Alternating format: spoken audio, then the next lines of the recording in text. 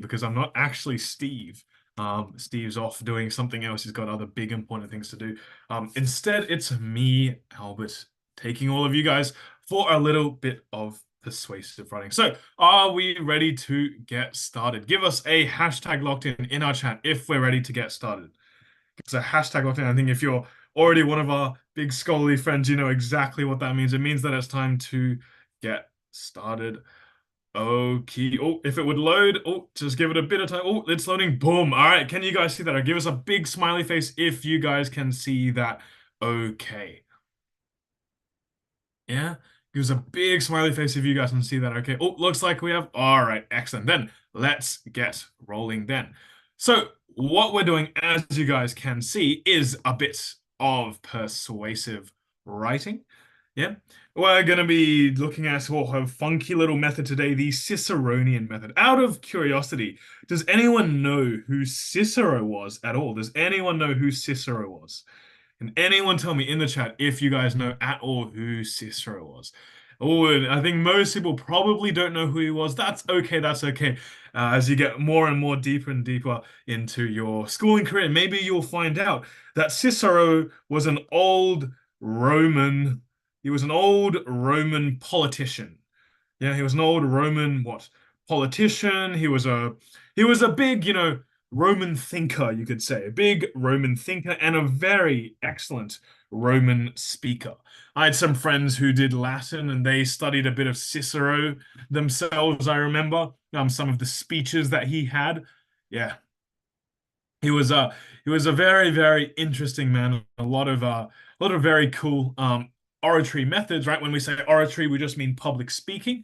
Yeah, he had some very cool methods for that. And we're gonna take some inspiration from him back in the old Latin days. We're talking like, 100 BC, I think is around when he was born. We're going that far back to do to not to do, but to get some inspiration for persuasive writing. Yeah. All right, let's get rolling. Let's get rolling then. Yeah.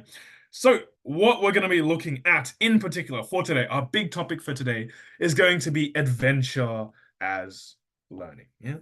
Out of curiosity, how many people here enjoy adventure? How many people here enjoy going out and about, going outdoors, doing things, going on hikes and camping and bushwalking? Lots of yeses. All right. Awesome, awesome. Looks like we have. All right, hold on. Let me just quickly stop the annotations. Otherwise, no one will be able to see anything, right? So let me just refresh it so that everyone can see exactly what we've got going on. Because otherwise, if everyone's scribbling all over, we can't see anything, can we? Yeah.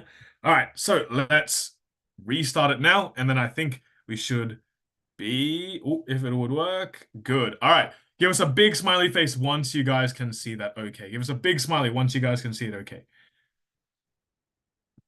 All right, looks like we're good. Okay, okay. All right, then let's get going then. Yeah. All right. So, is there a big black thing in the middle of the screen? I don't know. For my screen, there's a little black thing over here. Is it all good? No black thing in the middle? No? No? All right, excellent, excellent. Cool. Then let's get rolling. Let's get rolling then. So, as we've said, right, a lot of us are big fans of going outdoors, but the big question then becomes, why is it, say, educational? If you were gonna convince your teacher to go outdoors and be like, hey, we really should go out and about, how would that, what reasons could people propose that we would want to go outside and do an outdoor adventure for a class educational trip? Does anyone have any ideas for me? Anyone have anything at all? Yeah. Yeah, maybe we have things like, yeah, being active for sure, as I see people saying. Yeah, maybe being active is important. Maybe it's for your physical health. Good. Yeah, physical health. Yeah, maybe it's for your safety as well. Yes, exactly. Maybe it's for your safety, right? Being good, for your physical well-being as well, right? Exactly, right? Making sure you're safe when you're outdoors. Awesome, yeah. Maybe as well for your mental well-being as well. It's important, right? For your mental health, right? There have been lots and lots of studies done about the importance of going outdoors, seeing greenery and seeing grass and trees and plants and beautiful flowers and all of that, right? To help just your brain be happy, really. Yeah. There's lots of studies that have been done. And in fact, if any of you do your own little bit of research, you may want to include the things that you find from those studies in your own writing, if you were to write about something like this. Yeah. I see other people as well are saying things like maybe you want to be social. Exactly. Yeah. I would say for sure. Maybe you want to be nice and social with people. Yeah, nice and social, teaching you social skills. That would be an excellent way as well to interact with people instead of just being stuck in a classroom. You can go out and about and go enjoy grass and ball games. If you enjoy football, maybe, or I don't know, touch football or something like that, right? With your friends, even like tag or Oz tag or something like that, right? You can have lots and lots of fun outdoors and learn social skills, right? Because education is more than just academic, right? It's more than just about academic, reading books, as much as I think a lot of us like reading books. Actually, out of curiosity, how many of us here really enjoy reading books? Give us a big W in our chat if you guys enjoy reading books. Oh, lots and lots of people. Excellent. Yeah, yeah, right. But beyond that, there could be other things that we really enjoy with doing with our lives, right? Me personally, I'm a big fan of playing basketball, right? That's not academic. I don't, I haven't really read a basketball book in my life, right? Yeah, but it's just fun, right? It's just fun. Yeah. All right. Then that social aspect might also be really important. Maybe you have stuff all about, say, being environmentally conscious, right? Caring about the environment might be a big one as well, right? Maybe you learn to take care of the environment, for example. Yeah. We have all these wonderful reasons, but the question is, how do we blend these wonderful reasons into a lovely, well-crafted piece of persuasive writing? And that's what we're going to be doing. Yeah. So, as they say, right, there are six big ways to follow this particular. You don't have to follow this method, this Ciceronian method inspired by Cicero. Yeah. But this could be an idea, and you could maybe not take all of the method, but maybe you use some of it to learn from it and figure out, oh, hey, maybe I'm going to try do this, or I'm going to take this. Oh, I like this part of it, but not this part, right? For example, maybe you enjoy this first part over here. Yep, establishing credibility through a strong introduction. Yeah, a big introduction is always going to be important. Can anyone tell me, perhaps, why it's important that we have a big, strong introduction in our text? No matter what we write, why is it important to have a big, strong introduction? Yeah. Got lots of people with some great ideas already, like hooking the reader. Yeah. Yeah. Maybe it hooks the reader. Excellent. That's a wonderful idea. Yeah. Yeah. As well as, oh, yes, to captivate your reader exactly in the same kind of vein. I see people saying as well, maybe to, yeah, grab their attention. Yeah, exactly. And I see people also saying just to like let them know what we're talking about, right? Right. It actually gives them an overview and an idea, right? And idea of what's being said, of what's being said. Yeah. Yeah. Everyone say hook. Everyone say hook in the chat, right? So we're all sure what the big point is to hook. Everyone say hook. And you hook them with what you're about to get. Yeah. You tell them this is the stuff that you are about to read. This is why you should care. Yeah. Please read me. Yeah. All right. Now, the overview as well is really important, right? So that they actually know what's being said, right? This is very, very important because imagine you have a persuasive piece all about why elephants are the best animal, right? But imagine someone didn't know what they were going to pick up. They picked up a book and they were like, oh, this could be anything from, I don't know, from a book about, I don't know, a magic realm over in, the Mushroom Kingdom. Or it could be an informative book about the history and the fall of the Athenian Empire. And then they suddenly see something about elephants and why they're really good. Right? That would make no sense to them. That's why you need to give people some time, yep, and some way to actually be like, okay, I'm about to read something about elephants. Okay, my brain is prepared for this. Okay, throw me whatever you want to talk about. Yeah. Does that make sense? Give us a big thumbs up in the chat if that makes sense. Give us a big thumbs up if it makes sense. Yeah, lots and lots of thumbs up. All right, excellent, excellent. Okie dokie. Cool. So that intro is important. Actually, we'll start with that intro first as we go through all the other different criteria. Yeah. So in particular, we want to be, say, having an intro that establishes why we're credible.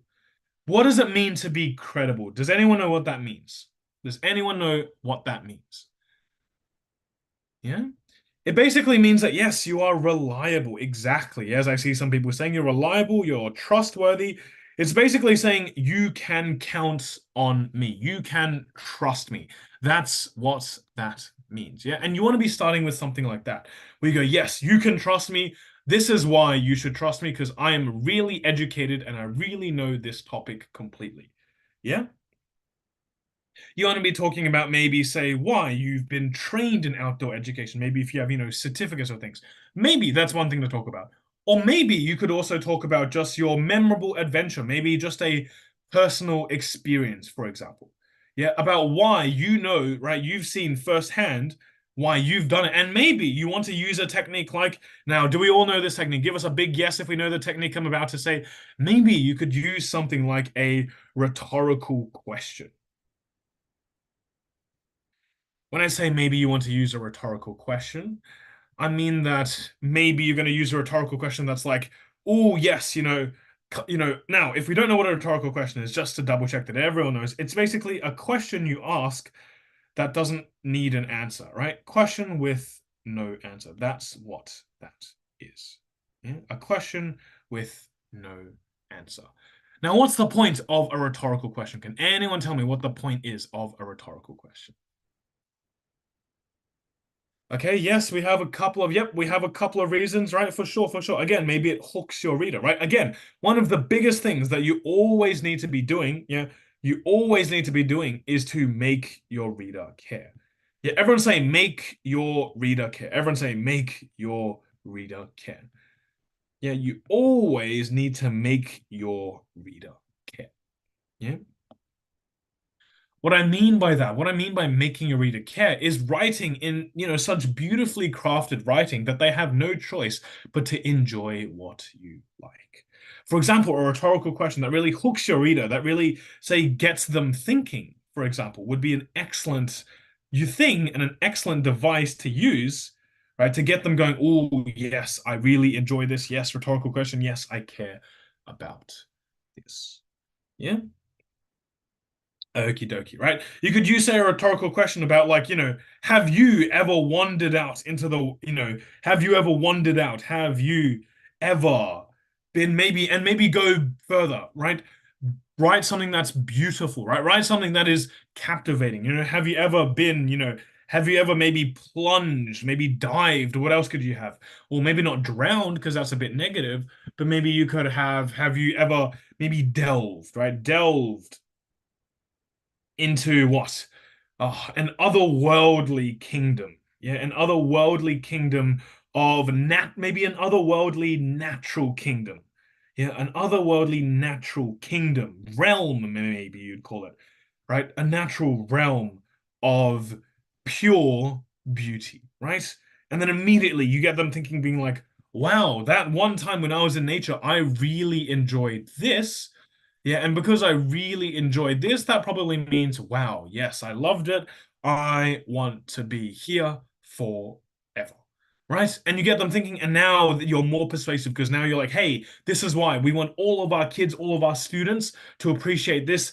Yeah, you want to be giving them the same experiences that you got. Why don't we include education as part of our education? Yeah. For example, right, this person is talking about their personal experience from a young age, right? They're clearly very experienced. Yeah. We have what? The rugged beauty of the great outdoors. It captivated me, instilling a deep reverence for nature's wonders and a burning desire to learn the art of survival. See how highly emotional it is, burning desire, right? Is this desire literally burning? Yes or no? Yes or no? Is this desire literally burning? Let me open up the chat. Yeah. Is it literally burning? No. Okay. And the answer to that, yes, as everyone's saying, no, right? You didn't literally throw desire into a fire and it didn't go boom, right? In which case, what is this technique called? Can anyone tell me at all what this technique is called? Yeah, if it's not literally burning, yes, it's a form of figurative language, and in particular, it's what we call a metaphor. Yeah, a metaphor is when we say something happened, right, in a nice, beautiful, well-crafted way, yeah, creating a nice, lovely image, right? Without it literally being like that, right? Your desire didn't literally burn, so we're just gonna say that, oh, it was a burning desire. Yeah. That metaphor is really important because why? It's interesting. Yeah, it's interesting. Having stuff that is interesting is incredibly important in your writing. Yeah, it's so important in your writing.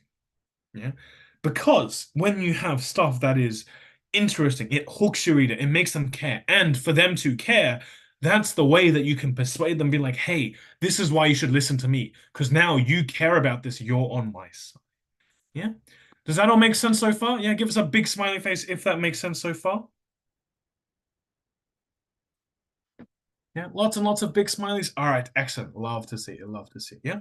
And you can see as they develop, right? My journey truly began on a life-changing camping trip where I witnessed firsthand the transformative power of immersing oneself in the wilderness, right? You have this lovely, lovely bit of imagery, right? Imagery, right? Imagery is another technique where you're creating beautiful images.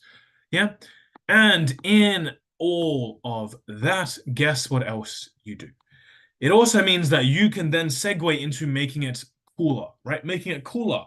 And you can be like, oh, not just this imagery thing, but be like, oh, everyone has experienced this once in their lives, right? Go like everyone, right? And then you just ask a very simple question, what about you? Right? That lovely extra, right? Rhetorical question, nice and simple. It seems so easy. It seems so boring. But because of all the beautiful imagery you've set up before, this question is no longer boring because you have all of this already. And you give them time to, yeah, cool. So that's our intro. That's a way to do an intro. It's not necessarily the only way, but it's one excellent way to do it, right? To basically be like, hey, this is why my experience says it's really good. Didn't you have the same experience? This is why everyone should have the experience. Yeah. Then what comes next? Well, next becomes actually talking about the key reasons, the key arguments for why you want to be doing this thing. For example, why you want an annual outdoor trip. Yeah. You could talk about this, what, in an era where technology dominates our daily lives. Maybe you could go beyond a word like dominance. Sorry, dominates, right? Could we maybe make this even more interesting, even more emotive? Anyone have any ideas for me? If anyone have any ideas for me at all? Yeah, maybe some techniques. Anyone have even some techniques that you would want to use, right? Maybe you would say what it, locks us up, right? Maybe it locks us up in a jail of addiction, right? Like a metaphor like this, right? Locks us up in a jail, maybe in an, ironclad, right? An iron solid, I don't know, an ironclad, within an ironclad jail of what? Entrapment? Maybe not entrapment, but of addiction, right? Notice as well, this is a little metaphor again, because are you literally being locked in? Yes or no? What have we got? Are they literally being locked in? No? Yeah, no, right? So it counts as a kind of metaphor if it's not literally happening. Yeah. You guys see people as well pointing out this spelling of jail, Gaol. In fact, jail spelt like this is the British spelling of jail. Yeah. So when everyone sees the word jail, like Jail, like this is actually the American spelling. We've just been using the American spelling this whole time. Yeah. Yeah. But now, at this point, even British English usually uses jail spelt like this, but this is the old English kind of version, yeah? America's always been using this, whereas English used to use this, but now I think English favors this as well. Like when I say English, I mean UK, like England English, yeah? But with that, though, it means that you can write both, yeah? So you could also call it jail like this if you wanted to. That's perfectly okay as well, yeah? Okie dokie. All right, then let's keep going then. Yeah, let's keep going then. Yeah. And look at the rest of this paragraph. Yeah. So what do we have in the rest of this paragraph? We have that, okay, say you have, technology that locks us up in an ironclad jail, yeah, of addiction.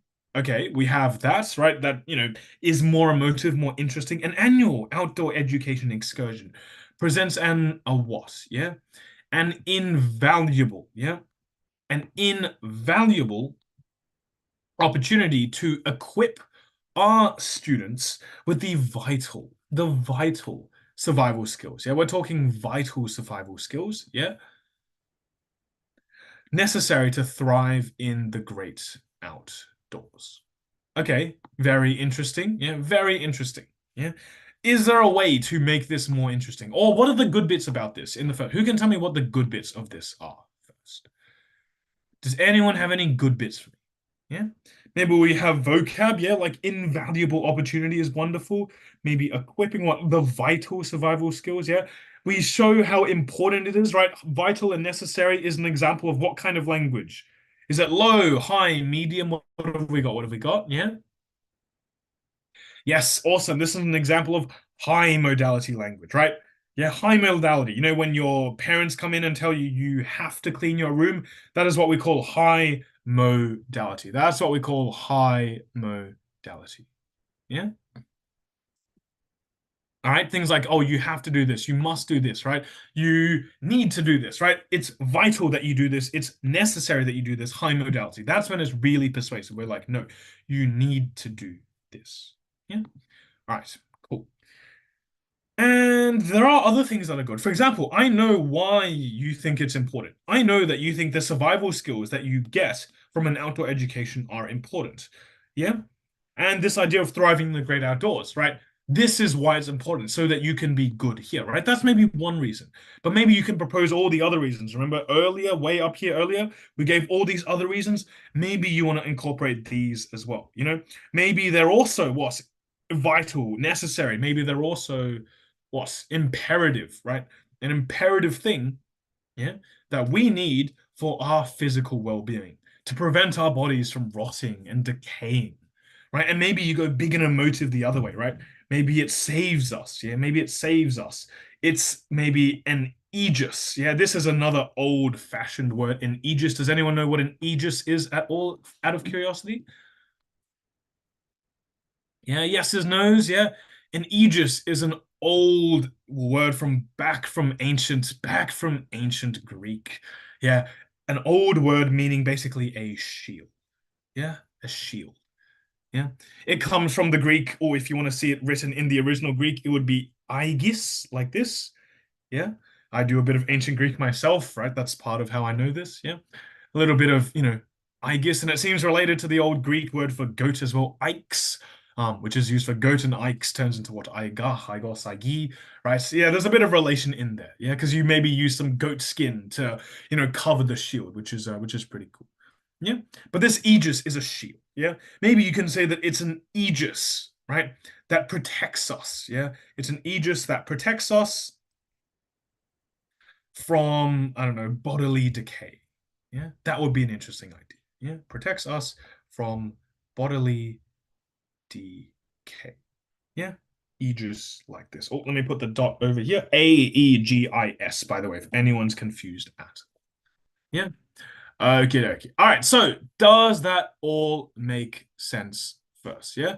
Does that all make sense? Give us a big thumbs up in our reaction bar if that all makes sense first. Yeah.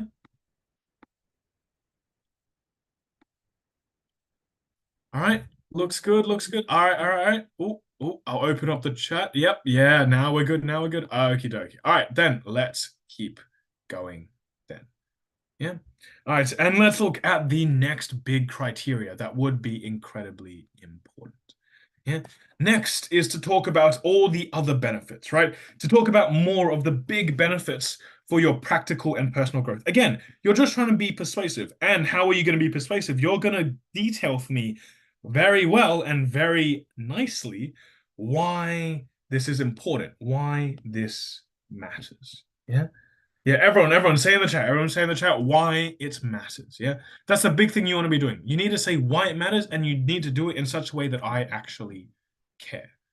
Yeah. Does that make sense? Yeah. All right, cool. So why it matters maybe would be, say, a reason like this. Yeah. Amidst, say, what? The embrace of towering trees. Yeah. Oh, I'll get back to this little opening as well, but first let's keep reading first. So the embrace of towering trees and the whisper of the wind. Nature's classroom offering a profound learning experience that transcends mere textbook knowledge. Here, students will not only master the arts of fire building and navigation, but also cultivate resilience, adaptability, and the ability to think critically in challenging situations. All right, anyone have any big ideas for why I think this is actually a really lovely paragraph? Anyone able to propose me any ideas? As I take a little sip of water and give you guys plenty of time to yell at me why you think this is a great paragraph?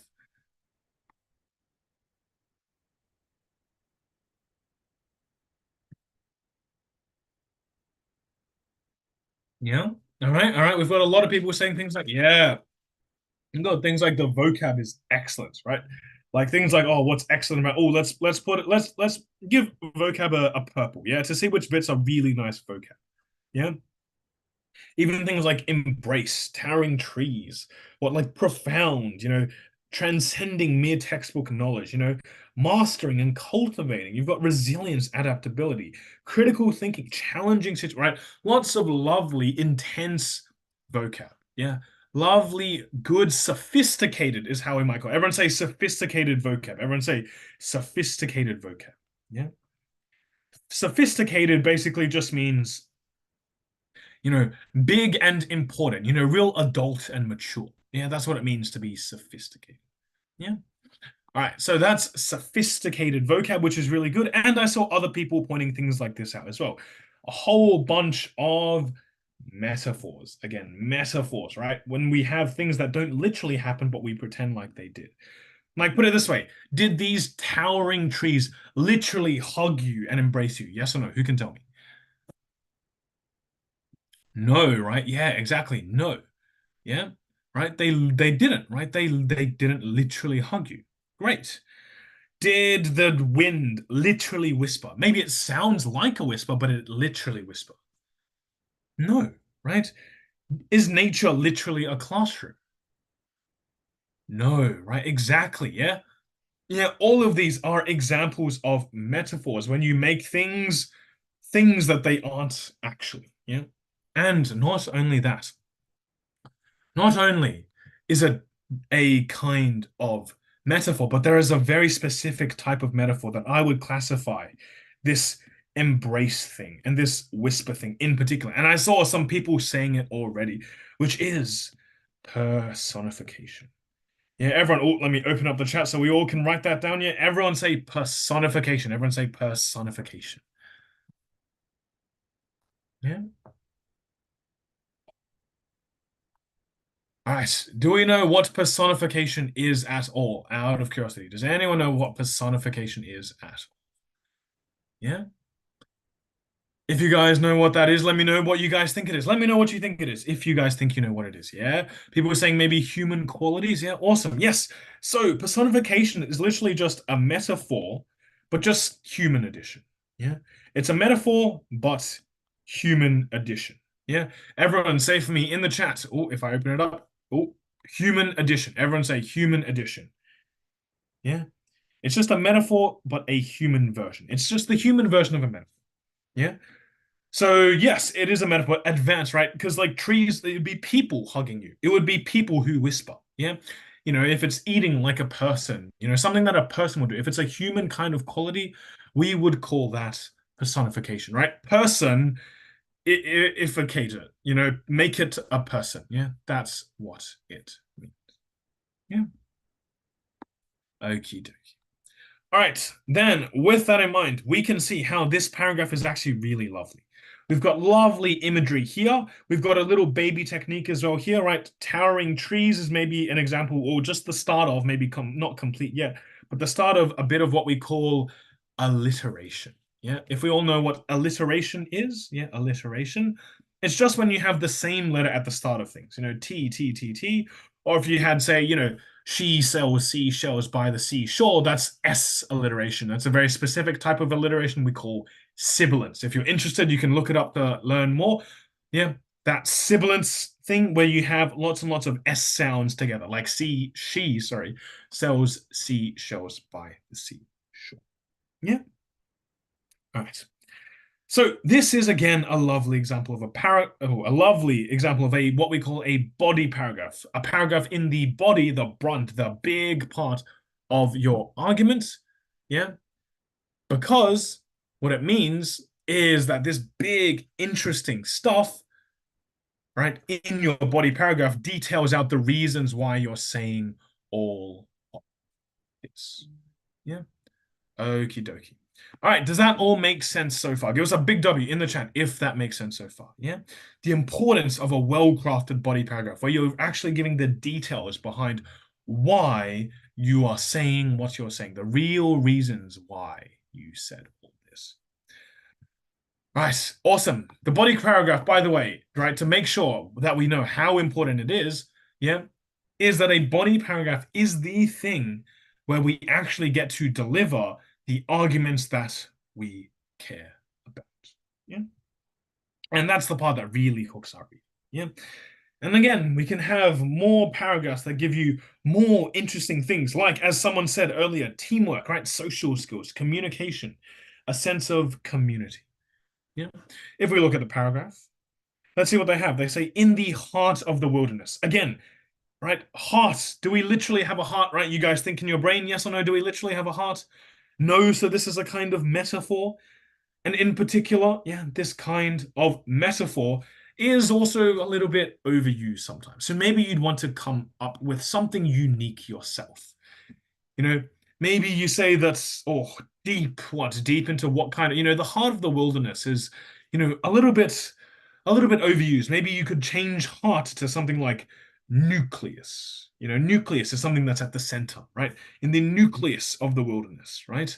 Maybe you could say it's the inexplicable nucleus, right? Inexplicable, yeah, nucleus. Maybe you just say what? The unexplored. Maybe not that you can't explain it, but in the unexplored nucleus, yeah, yeah. And because nucleus is something we use in, say, biology when we talk about the nucleus of a cell, in, say, chemistry when we talk about the nucleus of an atom, something that's at the center, really, yeah, yeah.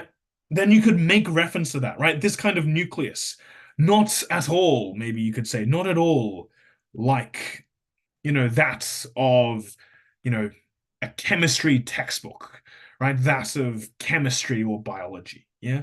That way you make clear that you're going beyond classroom learning, right? Just an idea that you would want to consider if you wanted to add technical terms like nucleus into your writing. Yeah. So you have this wilderness heart where challenges lurk around every bend. It's a profound transformation that takes place, and one that forges unbreakable bonds of camaraderie. Yeah, if we don't know what camaraderie is, it's just like camaraderie. Yeah, this is really just camaraderie, but we stole this word from the French, basically. Yeah. In fact, every language just steals words from other people. Yeah, and trust. Yeah. Again, forging unbreakable bonds. Lovely, beautiful imagery in here. Yeah. We have a profound transformation. That's lovely as well. We've got lots and lots of wonderful ideas about why this is important. Yeah. All making sense so far? Yeah. Give us a big smiley face if that all makes sense so far.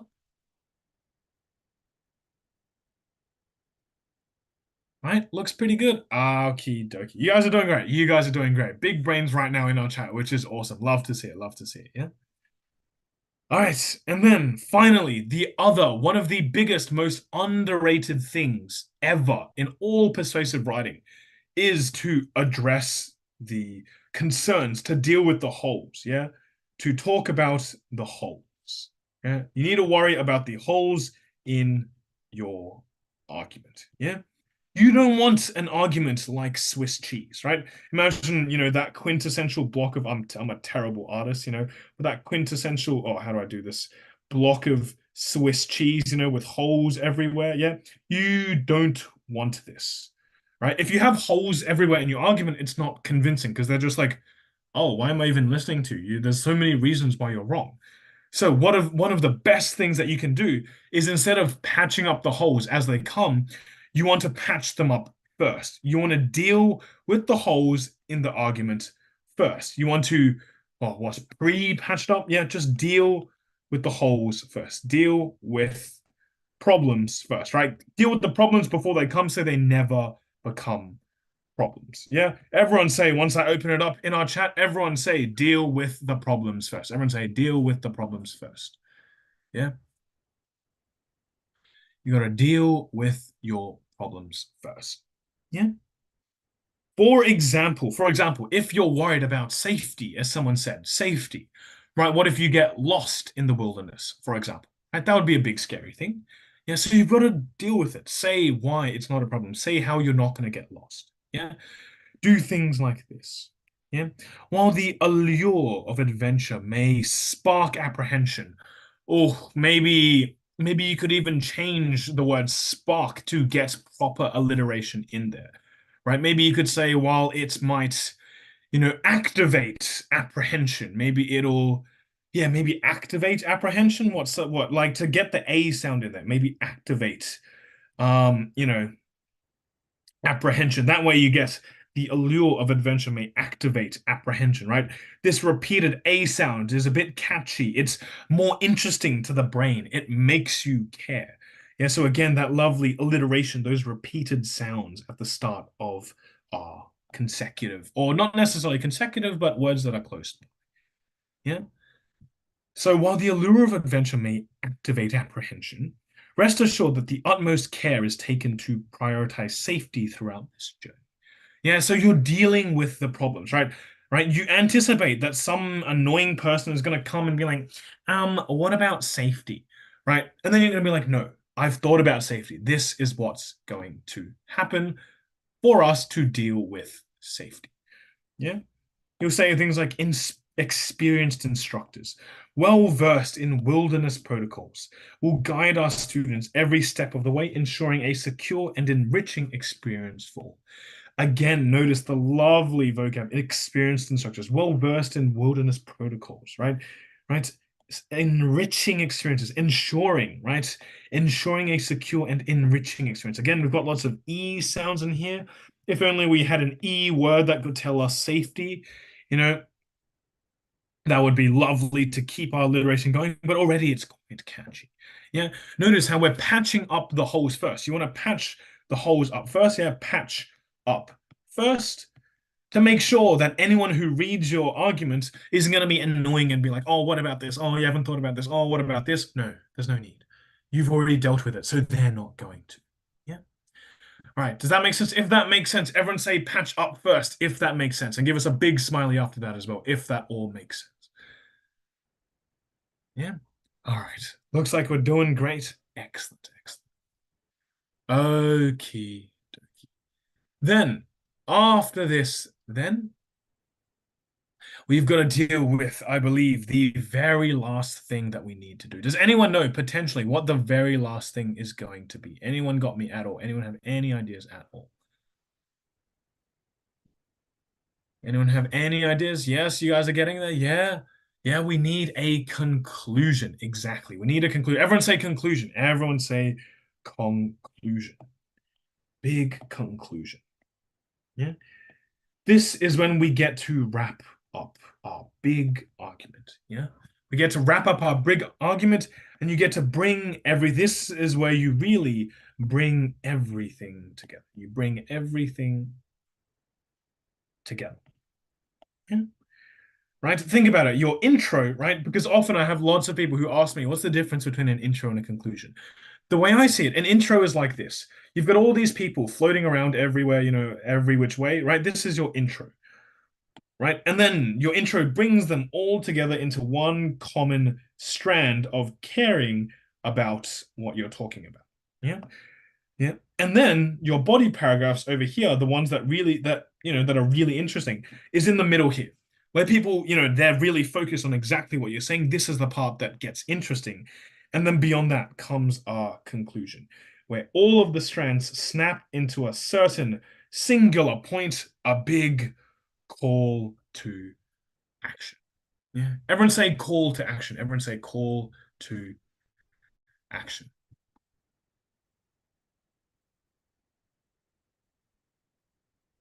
Yeah. You're calling them to action. You're being like, yes, this is why we should do this. Yeah. You bring all the arguments together, right? Like this. Yeah. Imagine the joy of witnessing our students return from their outdoor odyssey. What a lovely word, odyssey.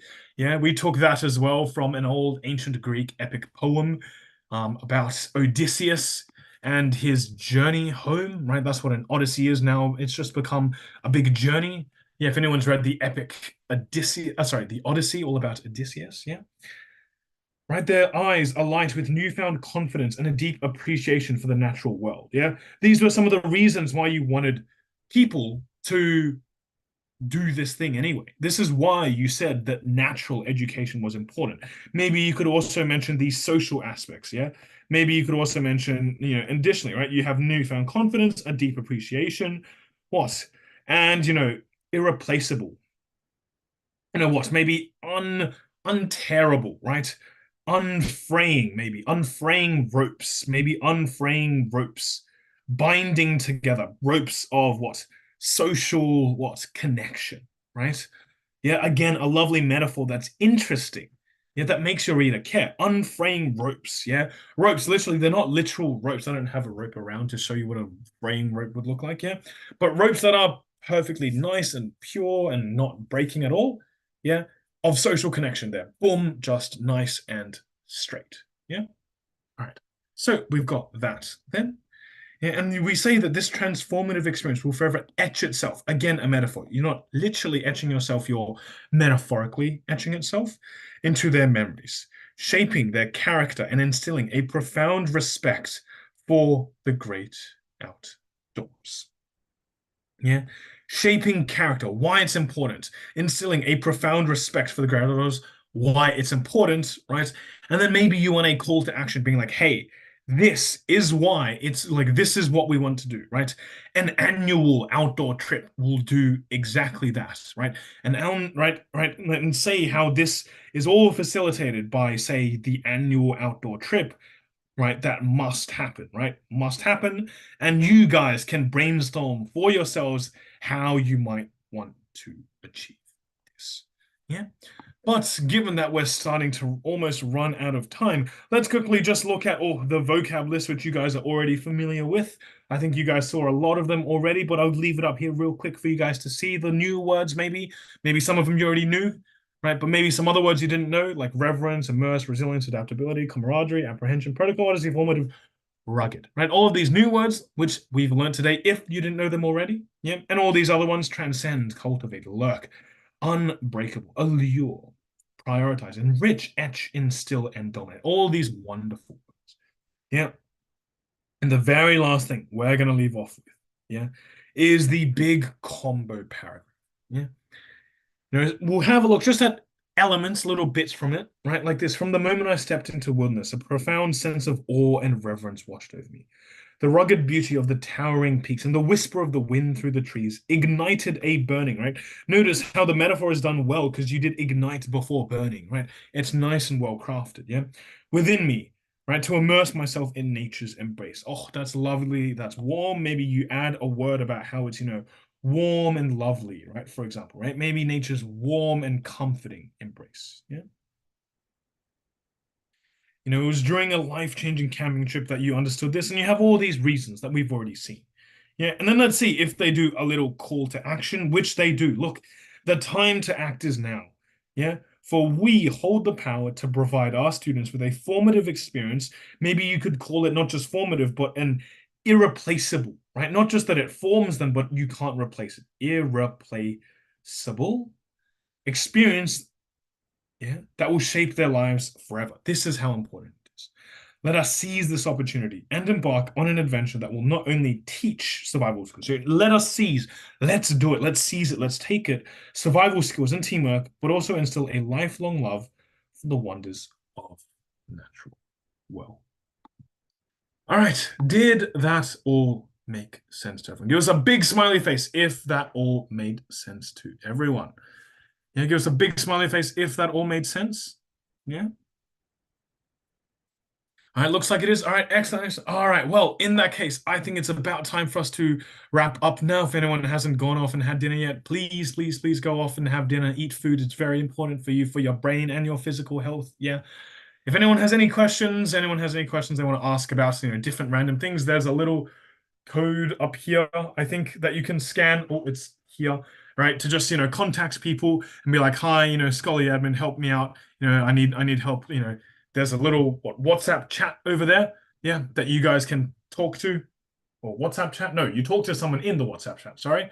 Yeah, if you have any help at all. But other than that, there's not much more from me other than to thank you all for your super, super duper hard work. You guys have been awesome. And yeah, hopefully we'll get to see each other in another class sometime. Yeah. All right. Thank you, everyone. Thank you. Thank you. Bye-bye. Bye-bye.